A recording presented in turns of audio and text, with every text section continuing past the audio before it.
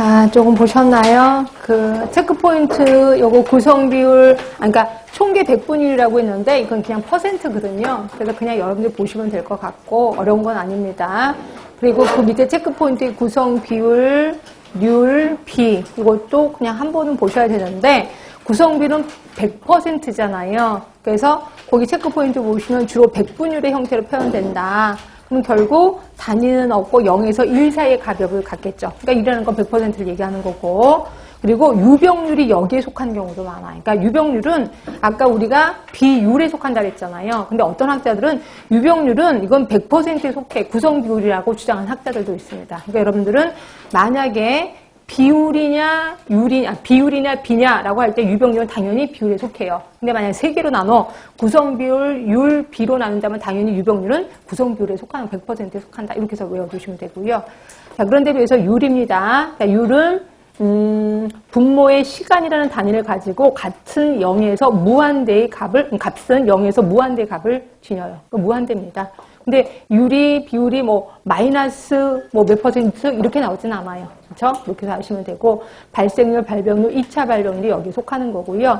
자, 비는 조금 전에 배웠던 상대 위험비, 교차비, 규정 위험도 이런 것들이 여기에 속한다라고 보시면 되고요. 자, 그럼 이제 질병 관리로 들어가겠습니다. 자, 질병 관리 요거는 한 번도 문제 나온 적은 없는데 그래도 혹시 아셔야 될 것 같아서 일단 제가 얘기를 합니다. 처음부터 세균이라는 걸 몰랐을 거 아니에요. 그럼 예전에는 병은 도대체 왜 생기는 거야? 라고 생각을 하게 됐겠죠. 그래서 봤던 게 제일 처음이 정령설 시대입니다. 정령설.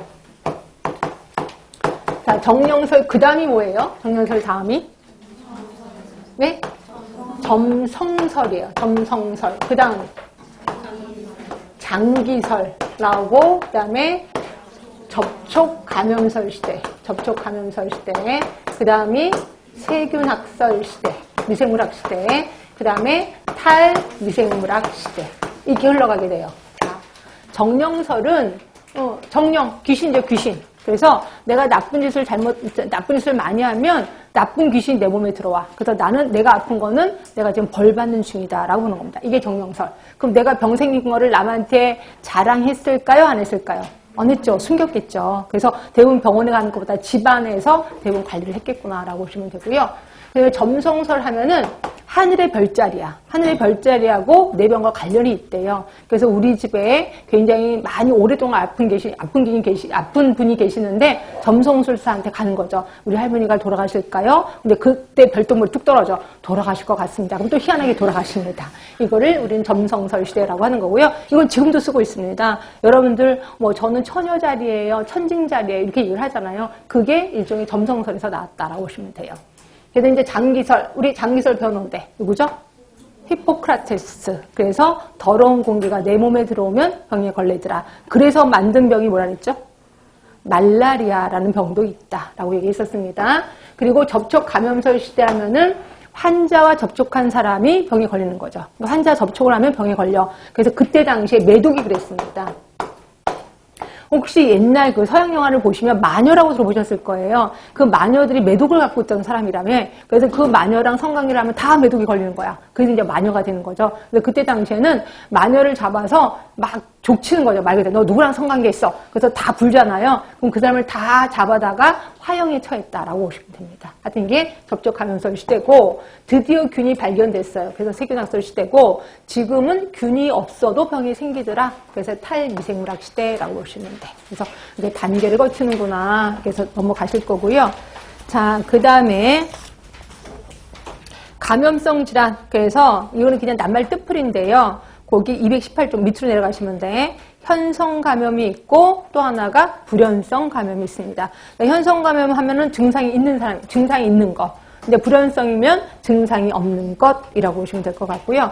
요것도 한번 전체적으로 정리를 좀 합시다. 자, 일단 우리는 환자가 있고요. 환자가 있고 또 하나 보균자가 있습니다. 좀 정리하겠습니다. 환자하면 아까 만 대로 현성 감염자가 있고 또 하나 불연성 환자가 있어요. 자, 현성이 많을까 불연성이 많을까? 여러분들은 불연성이 훨씬 많습니다. 불연성이. 자, 그런데 불연성이면 증상이 거의 없는 거예요. 아예 없는 건 아니고 거의 없다고 보시면 돼. 근데 내가 증상이 없는 것처럼 느껴요. 그냥 약간 피곤하긴 한데 그렇다고 내가 아픈 건 아닌 것 같아 라고 느끼는 게 불연성이라고 보시면 되고요. 이러다 보니까 생활 환경 반경이 넓어요. 여기도 가고 저기도 가고. 결국 균은 뿌리면서 돌아다니는 게 불연성. 그래서 우리 역학으로 볼 때는 현성보다는 불연성을 조금 더 중요시 여깁니다. 우리 주 대상이라고 보시면 되고요.